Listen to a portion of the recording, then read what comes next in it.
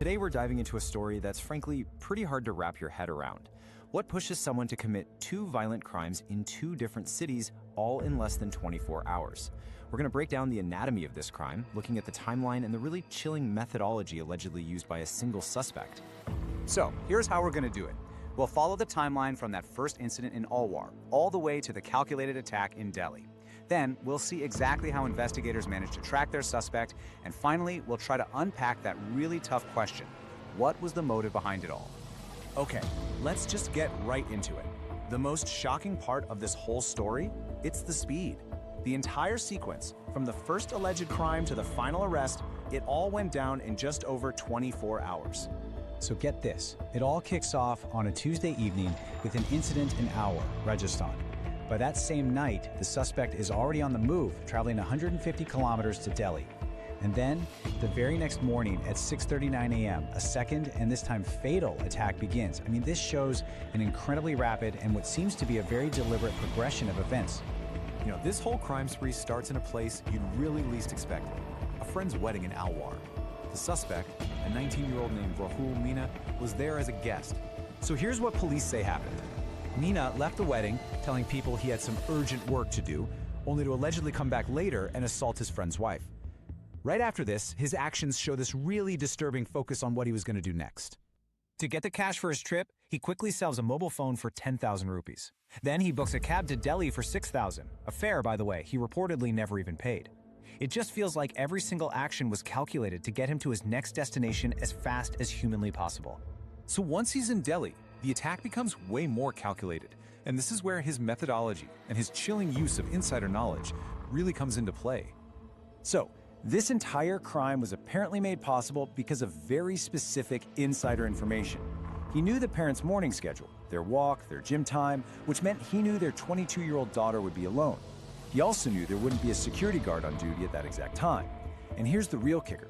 He knew where the family kept a spare key hidden in a shoe rack outside. He learned all of this while he was working for the family as a domestic helper.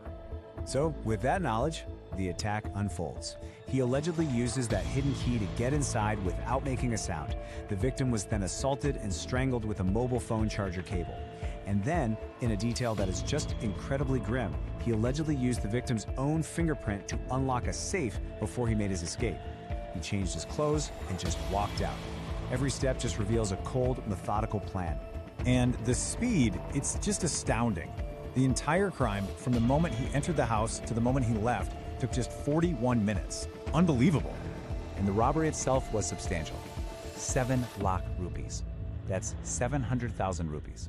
The fact that he was able to bypass a fingerprint-enabled safe, again, it just screams a chilling level of forethought. But, you know, despite all this careful planning, the suspect left a trail, and investigators were right on his heels. The whole investigation really hinged on one crucial clue: CCTV footage from outside the colony, which caught the suspect hailing an auto rickshaw. This was the first thread for the police to start pulling. And from there, it was just classic on-the-ground police work. They managed to track down and interrogate that very auto rickshaw driver, and he gave them the direct link they needed, the suspect's exact destination. And that one tip, that's all it took. The driver's information led police 25 kilometers away to a hotel in Dwarka.